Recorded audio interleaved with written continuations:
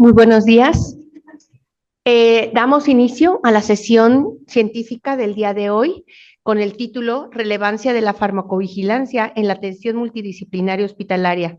Presentan la doctora Roxana Trejo, gerente corporativo de Epidemiología Clínica, Prevención y Control de Infecciones, el licenciado en Farmacia Luis Fernando Zárate Quiñones, coordinador de Farmacia Clínica en Santa Fe, y la química farmacobióloga Karina Pasalle Chávez, responsable de la unidad de farmacovigilancia y jefe de farmacia del campus Santa Fe. Muchas gracias y damos la palabra a la Buenos días a todos. Agradecemos el espacio. Justo vamos a comentar, como ya se mencionó, la relevancia de la farmacovigilancia en la atención multidisciplinaria hospitalaria.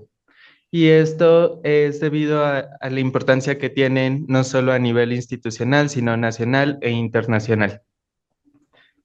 La farmacovigilancia, según la definición de la OMS, es la ciencia y las actividades relacionadas con la detección, evaluación, comprensión y prevención de los efectos adversos a los medicamentos o a cualquier otro problema posible relacionados a ellos. Ya sabemos todos nosotros que el uso de los medicamentos al final conlleva pues algún riesgo inminente a los mismos, incluso por mínimo que este pueda ser. Entonces, la farmacovigilancia es esta ciencia y estas actividades relacionadas a la prevención y detección de los mismos. Los objetivos de la farmacovigilancia son variados.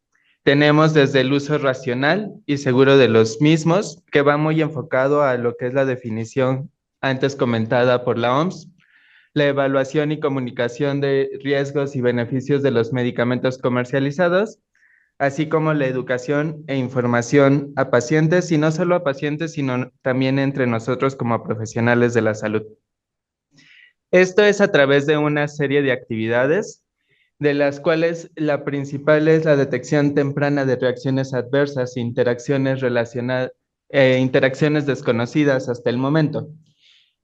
Si bien muchas de estas interacciones se identifican a lo largo de los estudios clínicos, una de las fases, que es la última fase, es postcomercialización. Y entonces es importante, ya en un contexto de circunstancias reales o de la vida real, pues identificar qué interacciones pueden ocurrir en nuestros pacientes que ya tienen una serie de comorbilidades y una serie de medicamentos de uso concomitante. Entonces, es aquí donde toma mayor relevancia pues el monitoreo de los productos farmacéuticos que son lanzados hacia el mercado. También es importante la detección de aumentos de la frecuencia de reacciones adversas conocidas. Muchas veces, como profesionales, omitimos la notificación de estas reacciones que pues ya esperamos por el simple mecanismo de acción del mismo fármaco. Sin embargo, es importante mantener una actualización de la incidencia que tienen justo para continuar evaluando su seguridad en la población. Otra de las actividades es la identificación de factores de riesgo y de los posibles mecanismos subyacentes a las reacciones adversas, así como la estimación de los aspectos cuantitativos de la relación beneficio-riesgo y difusión de la información necesaria justo para mejorar la regulación. Como les comentaba, la farmacovigilancia no solo se lleva a cabo a nivel institucional, es decir, en las instancias hospitalarias, sino el alcance que tiene es incluso a nivel internacional, ya que todas las reacciones adversas pues se vacían en portales o bases de datos, disculpen, que son evaluadas por las autoridades a nivel mundial y que evalúan justo pues la seguridad de los medicamentos y podrían incluso sugerir en algún momento pues el retiro de los mismos. En la práctica clínica impacta a medida de que el personal clínico está informado de los principios de farmacovigilancia, pues aumenta la gran calidad en la atención sanitaria. Existe entonces aquí también una formación tanto teórica y práctica del personal de la salud sobre la seguridad de los medicamentos. Muchas veces, como les comentaba, estas interacciones o reacciones adversas ya están identificadas a lo largo de los estudios clínicos y a lo mejor es de nuestro conocimiento, sin embargo, es otra parte en cómo lo llevamos a nuestra práctica diaria. El intercambio de información y la coordinación de estos intercambios, la existencia de comunicación entre la experiencia clínica y la investigación son otros tantos elementos eh, que aporta la farmacovigilancia. Muchas veces, pues ya no tenemos contacto con el laboratorio farmacéutico, simplemente sabemos que se lanzó el producto, sin embargo, ya no hay como esta retroalimentación entre el profesional de la salud que está ocupando el medicamento, el paciente y el mismo laboratorio farmacéutico.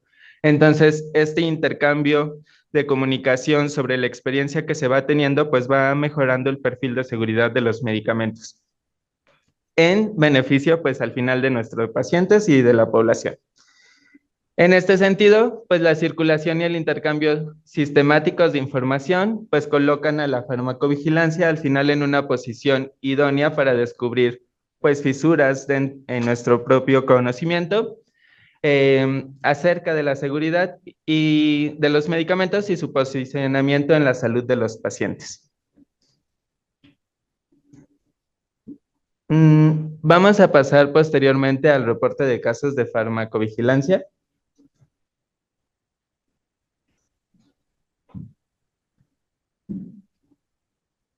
Gracias, Luis. Buenos días a todos. Yo soy la química Karina Pasalle y yo soy la responsable de la unidad de farmacovigilancia en el campus Santa Fe. Y la serie de información que les voy a presentar a continuación fue y corresponde a una serie de casos que se estuvieron presentando justo en un clúster de pacientes que se identificaron principalmente en el área de tococirugía. Y dando un poquito más de contexto referente a lo que Luis ya informó, solemos pensar que la farmacovigilancia es esta parte teórica, nada más de métete a la IPP a ver las reacciones adversas del medicamento y vamos a ver qué ocasiona y vamos a ver qué le puede ocasionar al paciente y cómo nos puede complicar la terapia y todo lo demás. Pero realmente hacer farmacovigilancia es muchísimo más que esto y espero que con esta información ustedes puedan visualizar el gran papel que ustedes tienen como médicos dentro de la actividad de farmacovigilancia, el gran rol que implica dentro de esta vigilancia y de la detección de esta información, y no solo en la detección, sino en la recopilación ordenada de la información, algo que ya comentó Luis. Entonces es importante que ustedes conozcan estos casos.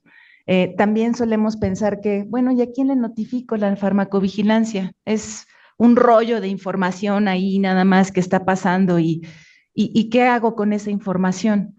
Bueno, pues también existe un proceso sistemático, un proceso que tiene una estructura para poder llevarse a cabo y para poder tener un impacto real en la seguridad de los pacientes, como lo van a visualizar aquí. Solemos pensar de, ok, bueno, le notifico aquí a la química le notifica al Centro Estatal de Farmacovigilancia, que el paciente tuvo rash, y que después del Centro Estatal de Farmacovigilancia lo va a mandar al Centro Nacional de Farmacovigilancia y forma parte dentro de una estadística, tan se acabó, ¿no? Solemos pensar que eso es farmacovigilancia, pero no es una de las únicas actividades de farmacovigilancia. Entonces, espero que tengamos la mente abierta con esta serie de casos. Estos casos fueron reportados a finales de abril del 2025 y todavía estamos dando seguimiento a la conclusión de estos eventos. Bien, el 28 de abril se identificó un clúster de pacientes con una evolución atípica principalmente en las áreas de cirugía plástica y en tococirugía. Tuvimos por ahí también un caso en el área de ortopedia, específicamente como un caso aislado. Yo recibí una notificación por parte de nuestro director médico en el campus Santa Fe, el doctor Chaires, y de parte del doctor Gilberto Camarena, en donde me notificaron que estaba teniendo la información por parte de varios médicos internistas de una evolución atípica de estos pacientes en el área de ginecobstetricia, que simplemente pues iban o sea, por procedimientos de ginecología o de obstetricia y que pues al final estaban teniendo una serie de evoluciones no relacionadas a lo que era el procedimiento normal. En ese momento, de parte del seguimiento farmacoterapéutico que realizan los farmacéuticos clínicos en el piso, acude conmigo la química y tiene la notificación por parte de un médico residente de medicina interna, un R3, que estaba ya teniendo esta colaboración con algunos de los médicos tratantes internistas, entre ellos el doctor Esteta y otros involucrados en los casos, y me presentan una serie de medicamentos, cerca de como 15 medicamentos que estaban en ese momento pensando que eran pues sospechosos, ¿no? Inmediatamente suele pasar que cuando empezamos a tener algo que no es relacionado, empezamos a pensar que son los medicamentos y son 15 medicamentos. Imagínense, pues todos los que están en el perioperatorio del paciente. Tenemos relajantes musculares, tenemos analgésicos, tenemos de todo, pero pues son medicamentos que están relacionados a todos los pacientes. Todos los pacientes tienen esos mismos medicamentos. Entonces, la primera información que realizamos en farmacovigilancia, y lo comentó hace un momento el licenciado Luis, es evaluar y cuantificar y obtener un impacto de la exposición de los pacientes. Y entonces tenemos una serie de 4 o 5 pacientes en ese momento que estaban presentando esta evolución atípica, pero ¿ustedes qué opinarían? Tenemos que esos mismos lotes de medicamentos se estaban utilizando pues cerca ya de 3,000 pacientes, teníamos casi 3,000 pacientes expuestos. Comparado con la prevalencia, pues realmente no nos da una relación causal directa de que pudieran ser esos medicamentos. Entonces, como parte de esta actividad de farmacovigilancia, sepan ustedes que tenemos un comité de farmacovigilancia en cada uno de los campus y uno de los integrantes es el área de epidemiología, justo para evaluar causales epidemiológicas, relaciones, y para poder evaluar otras causas que puedan estar impactando dentro de esos eventos. Entonces, le hago notificación a la doctora Roxana Trejo, que es miembro del Comité de Farmacovigilancia en el campus. Y empezamos a realizar y revisar alguna serie de datos. Dada que incrementó estas notificaciones y empezamos a tener información, pero vean esta parte, empezamos a tener información de acá, de acá, de acá, de diferentes lados, sin tener realmente un canal directo de comunicación. Es decir, teníamos información de diferentes lados, los médicos se estaban acercando con el doctor Camarena, con el doctor Chaires, pero no teníamos realmente un canal de comunicación, ni tampoco teníamos claramente evidencia de qué era lo que estaba pasando con los pacientes. Entonces, como parte de estas actividades extraordinarias del Comité de Farmacovigilancia, se decidió tener una sesión extraordinaria en donde participaron los directivos, y esto es algo que se detona cuando empezamos a tener clústeres e información que no está homologada y que tiene diferentes canales de información. Y dentro de esto se tuvo una reunión para poder generar este canal de información y poder recopilar todos los datos. Entonces estábamos así. Literalmente, cada grupo de médicos tenía sus propias conjeturas, cada grupo de personas también tenía sus propias ideas, y dentro de todo esto, pues ahora ya no se pensaba en 15 medicamentos sospechosos, ahora teníamos más de 26 medicamentos sospechosos y la insistencia de retirar todos los medicamentos, ¿no? pero insisto, parte de este proceso de investigación y parte de este proceso de deducción analítico tiene que ver con realmente establecer variables que nos puedan ayudar a relacionar una causalidad. Entonces, una de las actividades que se determinó ese 1 de mayo fue conformar un equipo de respuesta ante este brote que estuvo conformado por las áreas de calidad, áreas clínicas, farmacia y epidemiología. Áreas clínicas, y déjenme resaltar aquí esta parte porque es la esencia de esta plática. En este grupo, literalmente, estuvimos en la sala de juntas de la Dirección de Operaciones en Campus Santa Fe y tuvimos la colaboración de 3 residentes de diferentes áreas, 2 médicos internistas y un médico de ginecobstetricia. Tuvimos la participación de enfermería, importante. ¿Por qué? Porque lo que estaba ocurriendo únicamente estaba ocurriendo en el área de tococirugía principalmente, y era muy focalizado, entonces necesitábamos conocer la práctica, la actividad, cómo se estaba llevando a cabo la administración, la toma de los medicamentos, qué estaba pasando en secuencia. De calidad, ¿por qué? Porque calidad al ayudarnos a realizar los trazadores y el rastreador que en ese momento se realizó, pudimos identificar diferentes puntos que más al rato les voy a mostrar. Evidentemente, epidemiología para poder establecer estas relaciones causales que necesitábamos con los diferentes factores que estaban participando, y pues en el área de farmacia por todos los elementos de trazabilidad que vamos a mostrar más adelante. Y tanto se habla de la trazabilidad, bueno, hoy les voy a mostrar un ejemplo de para qué sirve la trazabilidad, por qué es importante tener evidencia documentada de lo que se está utilizando en los pacientes y hasta dónde llega la trazabilidad, hasta dónde llega, cuál es la mínima instancia de conocer la trazabilidad. Y entonces, con estos datos, empezamos a reunir información, y ustedes podrían decir, pues química, la verdad es que reunir la información es muy sencillo, no es tan sencillo realmente porque están los expedientes, algunos de ellos están en vivo, otros hay que recogerlos en archivo clínico, hay que estar recopilando información y hay que darle una estructura a esa información.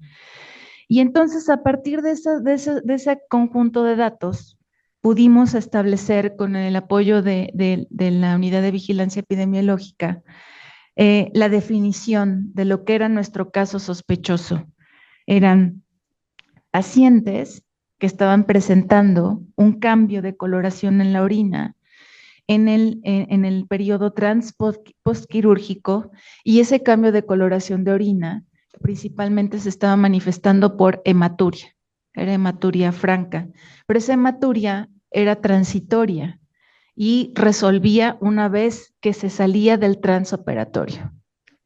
Interesante, ¿no? Curioso, porque ¿qué pasaba? O sea, ¿qué estaba pasando justo en el transoperatorio?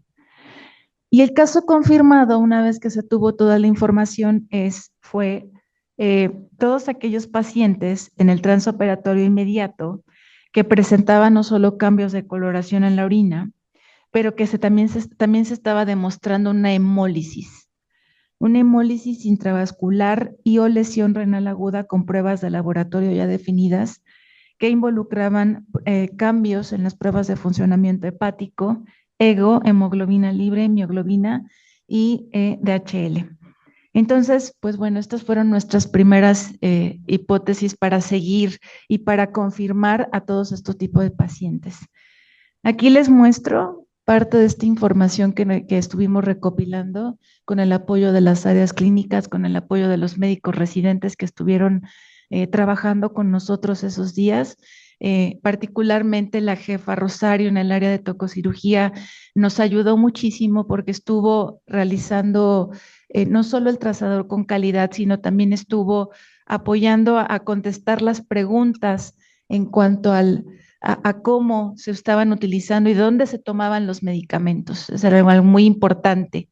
cómo se administraban los medicamentos, porque ustedes verán más adelante que esto fue parte de entender el mecanismo de esta reacción adversa. Y esto que ustedes ven aquí fue toda la recopilación de información que nos ayudaron a obtener los médicos residentes y que nos ayudó a establecer los casos confirmados en la información, que como pueden ver, pues realmente no fue nada sencillo tener en la estructura, ¿no? Pues bueno, identificamos muchísimas variables, aproximadamente 32 fármacos, ahora sí ya, y 5 procedimientos. Se evaluaron criterios de causalidad a través del algoritmo de Naranjo. El algoritmo de Naranjo ahorita les voy a mostrar qué es, pero es una herramienta validada por la Organización Mundial de la Salud para poder establecer causalidad y evaluar qué tanto está relacionado cada uno de estos factores sospechosos a la reacción adversa o a la sospecha de reacción adversa. Y con el apoyo del área de la unidad de vigilancia epidemiológica se calcularon frecuencias, medidas de tendencia para describir esta muestra y obviamente también calcularon tasas de ataque, medidas de riesgo para establecer esta parte de asociación y ellos calcularon pues la parte de epidemiológica a través de establecer estos intervalos de confianza para identificar cuáles sí podían estar relacionados.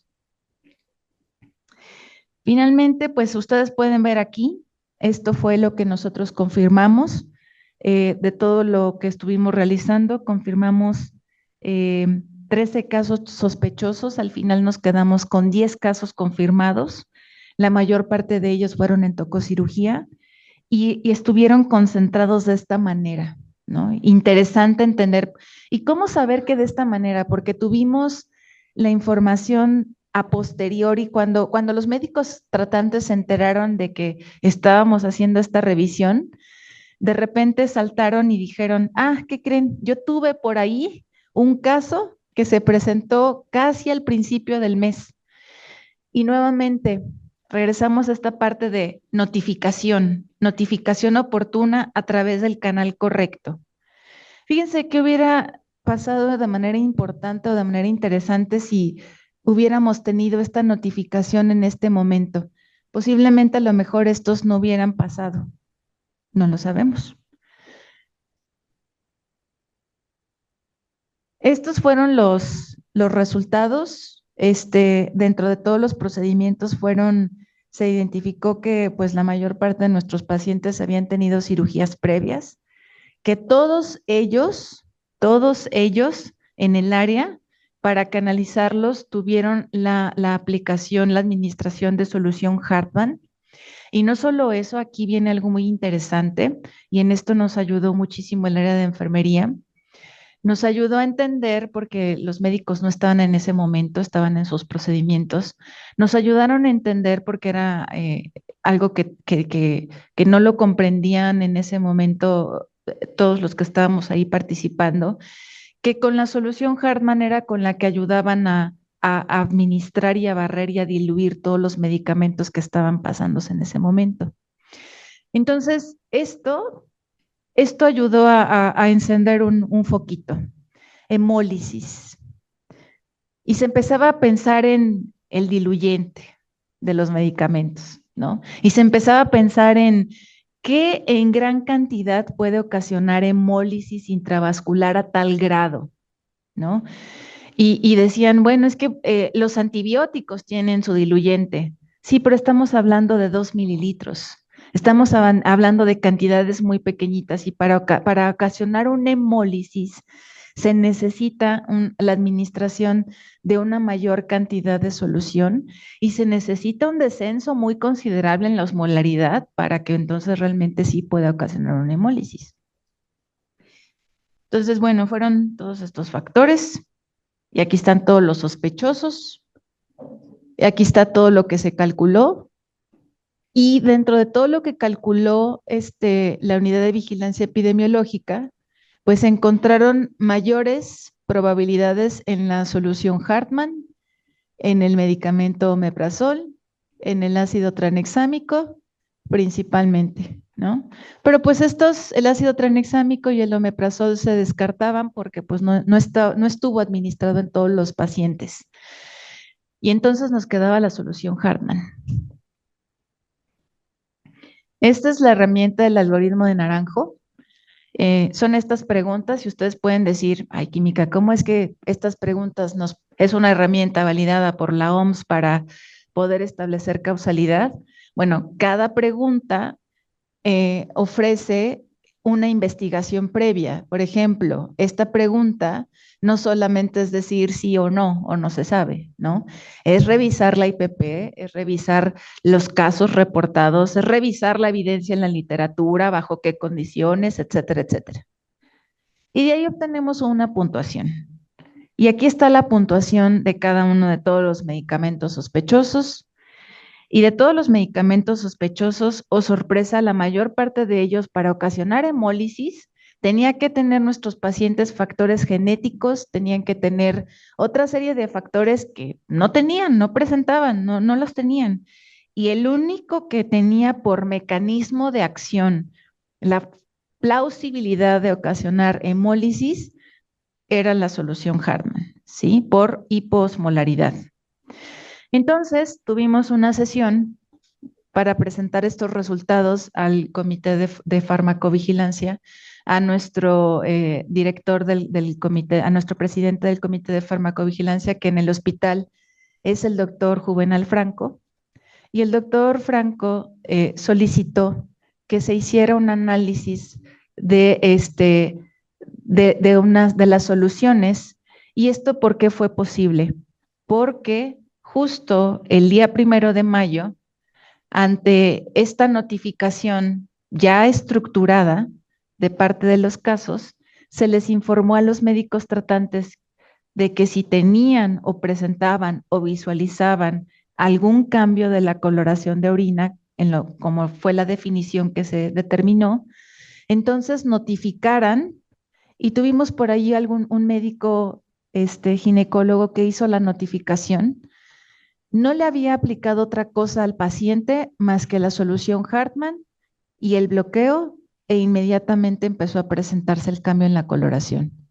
Inmediatamente paró el procedimiento, le notificó al doctor Franco, me notificaron a mí y se decidió retirar toda la solución Hartmann de ese lote que se identificó, que fue este lote. Dentro de toda la información, nosotros y con el apoyo de calidad identificamos pues todos estos factores, no se los voy a mencionar todos, pero uno de los más importantes es la falta de la trazabilidad de las soluciones. Y por eso regresaba yo al punto inicial de quizá si hubiéramos tenido una notificación al inicio del mes, quizás en ese punto hubiéramos podido parar todo. Quizás, pero tal vez no. ¿Por qué? Porque al día de hoy en el hospital todavía no alcanzamos, como con los medicamentos, a tener trazabilidad completa de las soluciones. No tenemos el mecanismo como con los medicamentos, como ustedes pueden ver, agarran un medicamento y van a ver una etiquetita que tiene pegada. Esa etiquetita que tiene pegada, y quienes hayan entrado a los procedimientos en quirófano van a ver que esas etiquetas se pegan en una hoja y que finalmente se capturan. Eso, compañeros médicos, eso es un registro de la trazabilidad del medicamento. Y ahorita les voy a explicar para qué es importante esto. Con las soluciones no tenemos ese detalle, no tenemos ese punto importante. Sin embargo, cuando pudimos recuperar las soluciones, recuperamos 32 soluciones y las llevamos con la indicación del doctor Franco a llevarlas a analizar aquí en nuestro laboratorio para determinar la osmolaridad. Y oh sorpresa, encontramos que una de ellas tenía reportado una osmolaridad muy baja. Normalmente lo que deben de tener estas soluciones es cercanas a una osmolaridad plasmática, cerca de 283, 296 miliosmoles por litro. Esta solución tenía 8 miliosmoles por litro. Entonces estaba súper bajita, ¿sí? Pero no eran todas. ¿Qué pasó? Ok, bueno. Entonces, ¿cuál es la siguiente instancia? ¿Qué es lo que nos dice la teoría, lo que es esta retórica que dice, ah, sí, la química lo va a llevar lo van a notificar al Centro Estatal de Farmacovigilancia y de ahí al Centro Nacional de Farmacovigilancia, el RASH y se acabó? Pues no. Parte de las actividades es, ¿qué pasa? Vamos con el laboratorio, es regresar en esa trazabilidad y regresar con el laboratorio y ver y analizar con esa trazabilidad qué está pasando. Entonces se hizo, después de tener estos datos, se hizo una queja formal hacia el laboratorio productor, estos los datos de esa queja con este lote de esta solución en estos pacientes. Este fue parte del análisis que realizó el laboratorio. Aquí ya nos están ellos identificando la posible causalidad del patrón clínico presentado, puede explicarse por hemólisis, están de acuerdo con nuestro análisis, ¿sí? Y en este caso, ¿cuándo se puede presentar esta hemólisis? Solo y cuando la diferencia de osmolaridad es lo suficientemente significativa y la entrada de agua es rápida, y significativa, y aquí viene la parte importante de por qué enfermería nos ayudó tanto a entender la forma de administración, porque es lavado.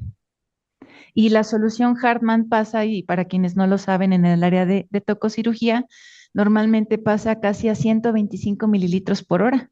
Entonces, pasa a una velocidad bastante importante, ¿sí?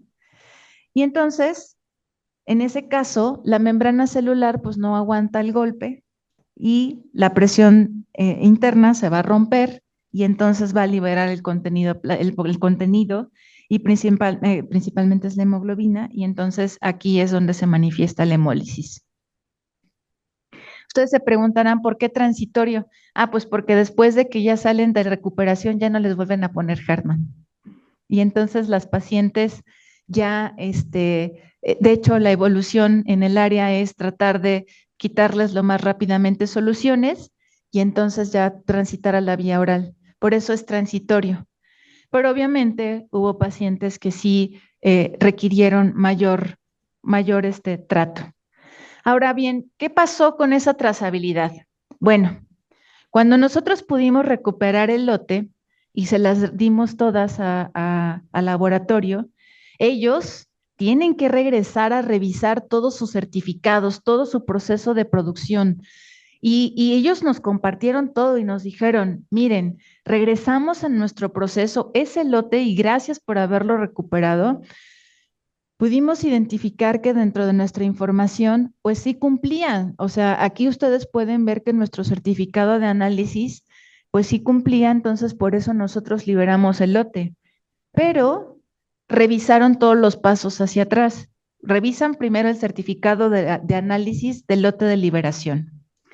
Siguiente punto, revisar el cálculo teórico de osmolaridad de esos datos de liberación, o sea, de la liberación de esa solución. Y nos mostraron y nos dijeron, ¿qué creen? Pues también en el cálculo, ojo, teórico, sí cumple. Resulta que dentro de las pruebas de liberación, en la farmacopea de los Estados Unidos mexicanos para liberar las soluciones, no se solicita una prueba práctica para la medición de la osmolaridad, solo se requiere el cálculo teórico. Entonces, pues ellos dijeron, pues sí, sí cumple, ¿no? Sumamos todo y pues sí cumple, pero no en la práctica.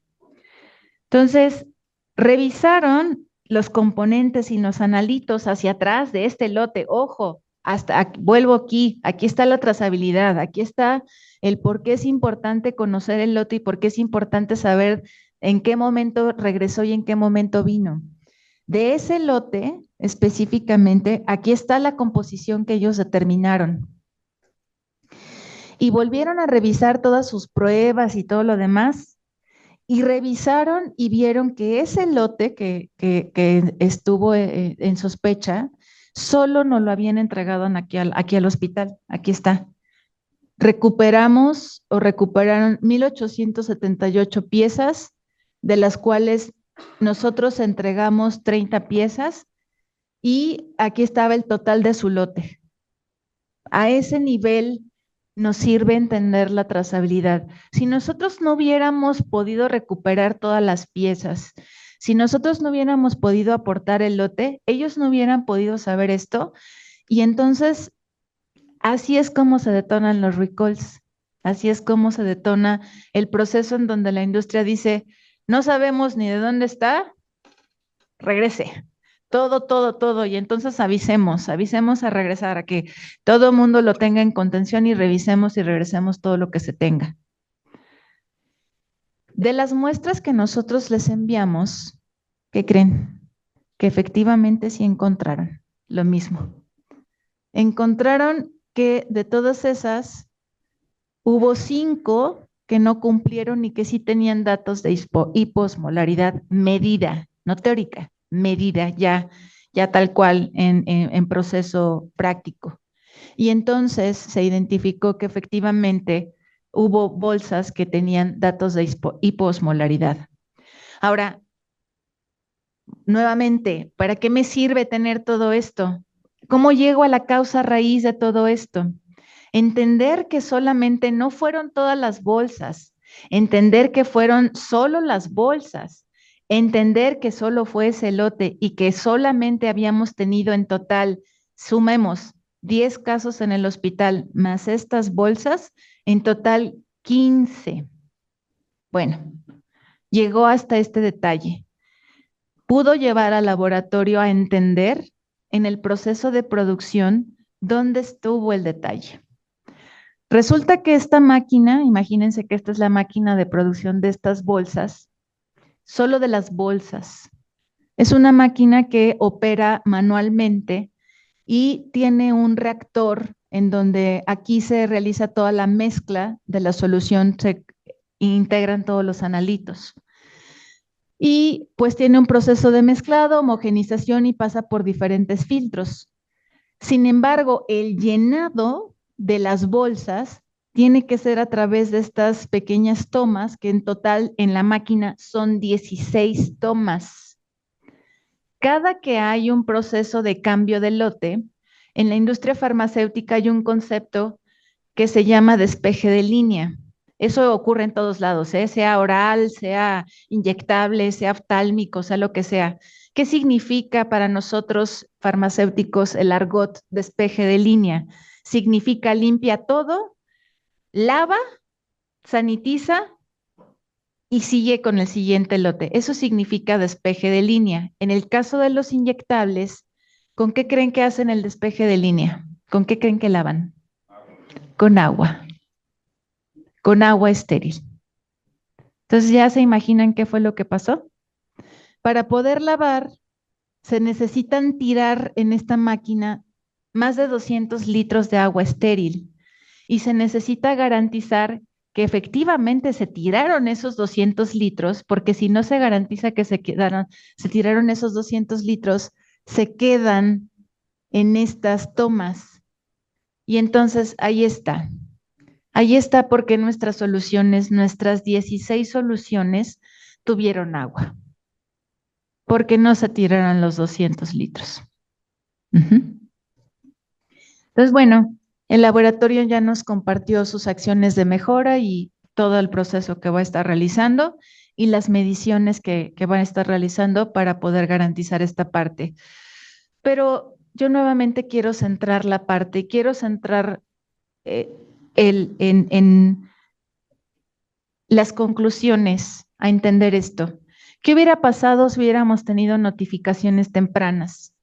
¿Qué hubiera pasado si hubiéramos tenido trazabilidad de las soluciones? ¿Qué hubiera pasado si hubiéramos podido concentrar esa información desde un inicio? No lo sabemos, a lo mejor sí nos hubiera tomado un poco más de tiempo llegar a ese punto, pero es muy importante y nuevamente espero que con esto hayan quedado más claras diferentes conceptos. Farmacovigilancia no es de los farmacéuticos, no es de los químicos. Farmacovigilancia es de enfermería, es de los médicos, es de todos los que participamos en el proceso multidisciplinario en la atención al paciente. ¿Qué hubiera pasado si hubiéramos tenido esa notificación de, oigan, hay hemólisis en mi paciente? No es algo normal. Sabemos que la inserción de las sondas a veces puede ocasionar puede llegar a ocasionar un pequeño daño, pero no al nivel en donde, pues sí, la sonda Foley se pinte completamente de rojo y entonces pueda llegar a tener ese nivel o esa magnitud, ¿no? Entonces, cuando algo no vaya como nosotros lo esperamos, no tenga el curso natural que nosotros esperamos, es entonces cuando la farmacovigilancia toma importancia dentro de este análisis sistemático. No es teoría, no es solamente, sí, el rash, sí, hay que notificarlo y hay que verlo y no. Vean el impacto que tiene llevarlo a un nivel realmente a un nivel realmente importante y en donde todos realmente hacemos farmacovigilancia y en donde todos realmente asumimos el rol que nos corresponde. Y el otro punto importante es el tema de la trazabilidad. Si nosotros no hubiéramos podido recuperar en algún punto esa trazabilidad, no hubiéramos podido llegar o ayudar al laboratorio a llegar a este punto en donde puede mejorar su proceso para que no vuelva a pasar. A ese nivel llega la trazabilidad cuando es tomada adecuadamente. ¿Qué pasa cuando nosotros no dejamos un registro correcto de la trazabilidad o no dejamos la evidencia de lo que utilizamos en nuestros pacientes? No hay manera, compañeros médicos. No hay forma. Todo se queda en especulación. No hay forma de tener realmente algo plausible de final para poder tomar acciones. Esa es parte de la reflexión. Bueno, entonces, ¿dónde notificar todas estas cosas? Está una servidora en Campus Santa Fe o también los farmacéuticos en las áreas de hospitalización o en las áreas quirúrgicas. Aquí en Campus Observatorio también está la química Nancy Moreno. O también está este código QR que van a empezar a ver que se va a empezar a proyectar en todas las pantallas y en en comunicación interna, y también estamos buscando que se empiece a proyectar en las pantallas para los médicos tratantes y en áreas quirúrgicas. Y pues bueno, yo les agradezco la atención en esta plática. Muchas gracias.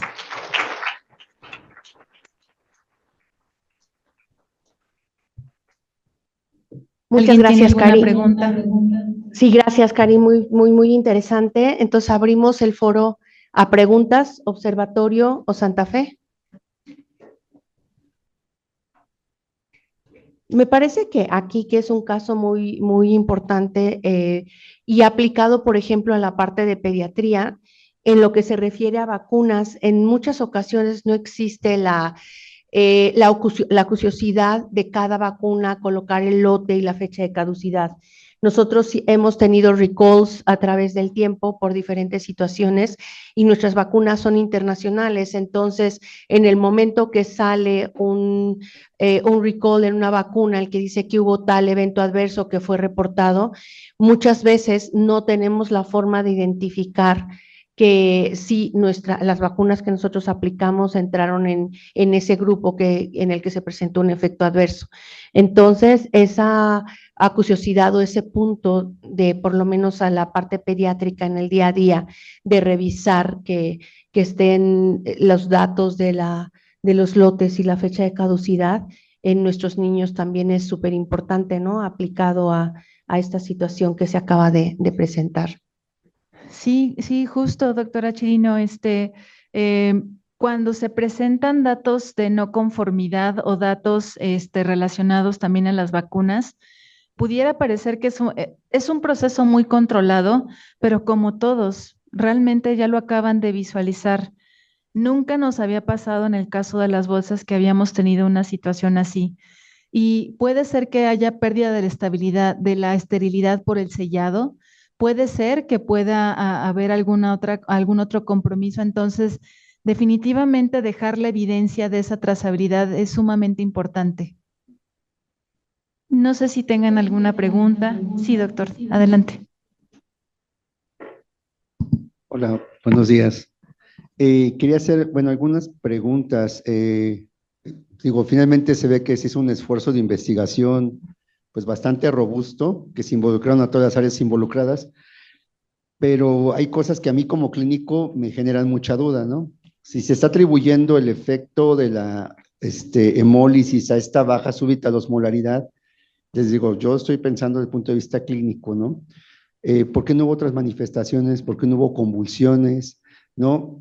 La otra pregunta es si en alguno de los casos que se detectaron se pudo rastrear o evaluar cambios en osmolaridad o nivel de electrolitos, ¿no? Que pudieran ver si realmente este hallazgo que se hizo a través de todo este examen minucioso correspondía realmente a lo que tenía el paciente y si los casos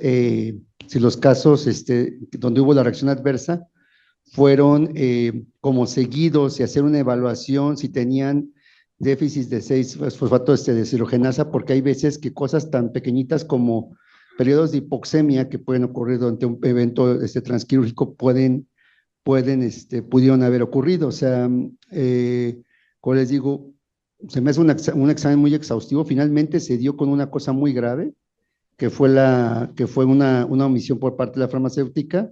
Y ya la última pregunta es, ¿cuáles serían las acciones por parte del hospital para evitar que esto pudiera volver a ocurrir? Ya. Sí, doctor. Justo dentro del algoritmo de Naranjo, evaluamos que la mayor parte de los medicamentos, por ahí estaba la lidocaína y por ahí estaban otros medicamentos que forzosamente requerían que hubiera deficiencia de la glucosa 6-fosfato deshidrogenasa para que hubiera esa presencia de hemólisis. Al revisar la historia clínica y al regresar con los médicos tratantes, no se tenía esa predisposición no conocida. Algunos de los pacientes ya no estaban en el hospital, pero de los que estaban ahí, sí tuvieron, era muy característico. Solo mientras tuvo la infusión de la solución, tuvieron esa elevación de la mioglobina, presencia de hemoglobina, presencia de la orina, sí hubo cambios en las pruebas de funcionamiento hepático, de ahí que afortunadamente ninguno de ellos tuvo crisis convulsivas. Tuvimos 2 pacientes que estuvieron en terapia intensiva. A decir de alguno de los médicos de ginecobstetricia, que fue el médico tratante, algunos de ellos, alguna paciente estuvo con elevación de dímero. Obviamente, ahí hubo otros temas evaluados también al momento de visualizar los expedientes, porque alguna de esa información no estaba documentada en los expedientes, que también fue finalmente otro de los puntos que nosotros invitamos y cuando regresamos con los médicos tratantes, les pedimos que sí hubiera justo esa recopilación veraz de la información, ¿no? Porque algunos datos se omitieron como tal, ¿no? Así a ese grado de explicitez. Pero sí, 2 de esas pacientes requirieron monitorización en la terapia intensiva y finalmente evolucionaron a mejor. Había varias teorías, doctor, justo hasta el momento en el que tuvimos ese caso en donde la administración de la solución Hartmann sin otros medicamentos se presentó. Entonces, nos ayudó a dirigir muchísimo la investigación hacia ese punto. ¿Y por qué nos ayudó a dirigirla? Porque entonces ya hubo una comunicación dirigida hacia el resto de los médicos de, estamos buscando esto, ese es el mecanismo sospechoso. Si se presentan alguno de tus pacientes, luego notifica. Y entonces pasó así tal cual, dirigido. ¿Qué estamos haciendo para que no nos vuelva a pasar? Parte de las acciones fue obviamente darle seguimiento a las acciones de mejora del laboratorio. ellos ya han implementado una de ellas. Falta que terminen de implementar otra y nos compartan sus evidencias. Y el otro punto es justo mantener estos canales de farmacovigilancia, hacer visible, empezar a tener la información para que se escaneen los códigos QR, pero también estamos evaluando bolsas versus los otros contenedores, porque el proceso de fabricación de los contenedores, de los contenedores rígidos de las soluciones, no es un proceso manual, es un proceso automatizado. Pero ahí tenemos que regresar con la farmacéutica para evaluar otros puntos, porque los contenedores son muy rígidos al día de hoy. Entonces, estamos teniendo varias líneas de acción justo para que no nos vuelva a pasar, doctor. Yasmín. Tenemos una pregunta aquí en Santa Fe. Hola, buenos días. Gracias, Química Karina, por esta información. Estuvo increíble. A mí me fascinó y desde el punto de vista, me encanta la pregunta que hizo el doctor Díaz, porque así es como pensamos los clínicos. Y la experiencia que tuvimos desde los pacientes que vimos desde medicina interna fue que todos presentaron hiponatremia, además de los datos clínicos de hemólisis intravascular por hemoglobinuria, aptoglobinas indetectables, elevación de DHL, anemia muy discreta, pero todos desarrollaron hiponatremia. Interesantemente, bien como decía el doctor, bueno, en el escenario de una hiponatremia aguda, porque nadie tuvo crisis convulsiva. Y todas fueron hiponatremias leves. Si bien recuerdo, la menor fue 127, una cosa así. Y por eso nadie presentó como este tipo de consecuencias de la hiponatremia tan rápida y tan brusca, pero sí, definitivamente es una pregunta bien interesante. Gracias por hacerlo, doctor Díaz. A mí también eso me llamó mucho la atención y gracias a la Química Karina y a todo el equipo por pues participar con nosotros y con el servicio de interna, y me encanta escuchar las conclusiones finales de toda la investigación. Gracias. Doctor, gracias a usted. Él fue uno de los médicos que participó con nosotros. Gracias. Doctora. Adelante. Sí, ¿se escucha? ¿Se escucha en Santa Fe? Sí, Adiel. Bueno, primero, qué bueno que tuvimos un desenlace adecuado, pues, para las pacientes que estuvieron en terapia intensiva y que prolongaron su estancia dentro del hospital. No ha de haber sido muy agradable. Y mis preguntas van más bien enfocadas a por qué no lo hicimos antes. Creo que las puertas de la Asociación Médica y el Departamento de Enfermería, no me va a dejar mentir, están abiertas para hacer todo este tipo de anuncios. Obviamente estos QRs se van a empezar a proyectar continuamente en nuestras pantallas y lo hacemos con gusto. Nosotros los vemos en los pasillos, en el quirófano, haciendo la farmacovigilancia. Algunos de nosotros nos han llamado inclusive a nuestro celular para avisarnos que hay alguna contraindicación o alguna sobredosis de los medicamentos que estamos aplicando, y estamos muy agradecidos de eso. Conocemos su presencia del hospital y la importancia de lo que hacen. Yo pienso que el radiopasillo no es la mejor manera de enterarse de estas situaciones, y se prestó a chismes y a radiopasillo cuando empezaron los primeros casos, desafortunadamente. Entonces, nuestra comunicación interna hay que mejorarla. Yo pienso que eso es muy importante.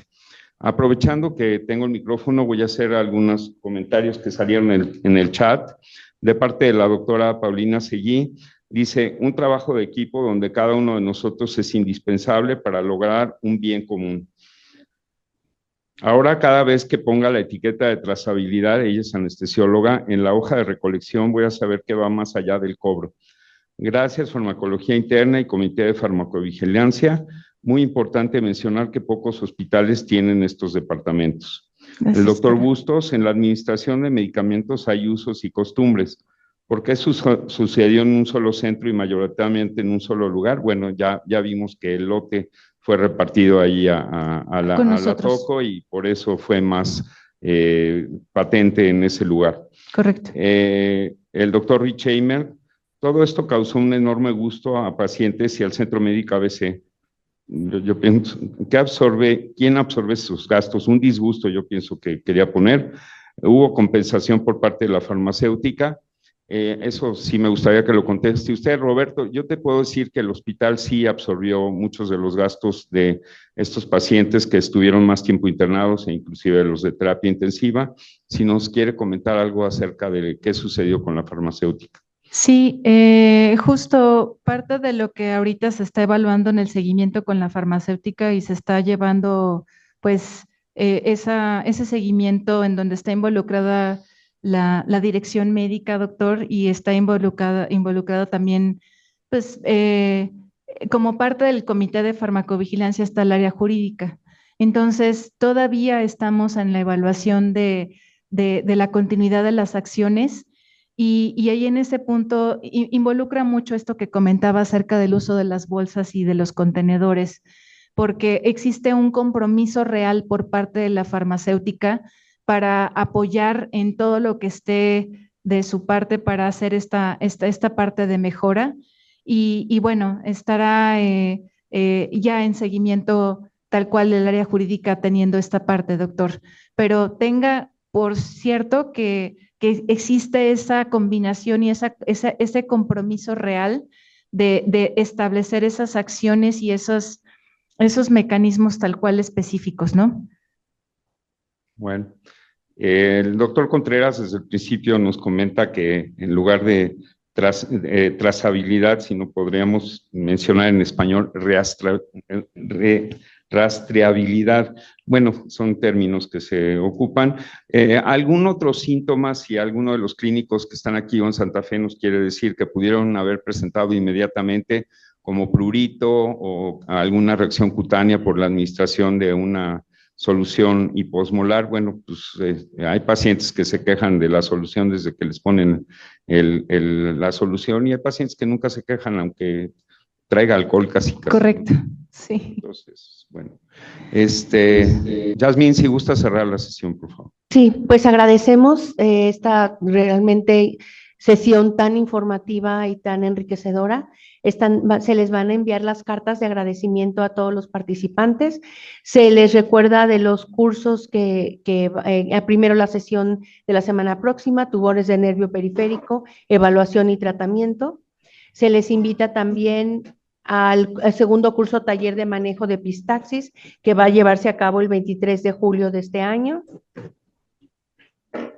A la presentación del libro Guía para Padres y Madres sobre labio y paladar hendido, y tendremos por parte del doctor Maya la presentación del libro, y al terminar un vino de honor, el 14 de agosto, invitar al curso de cirugía laparoscópica. Ese se va a llevar el 4 y 5 de septiembre de este año. El día de mañana, la siguiente, por favor.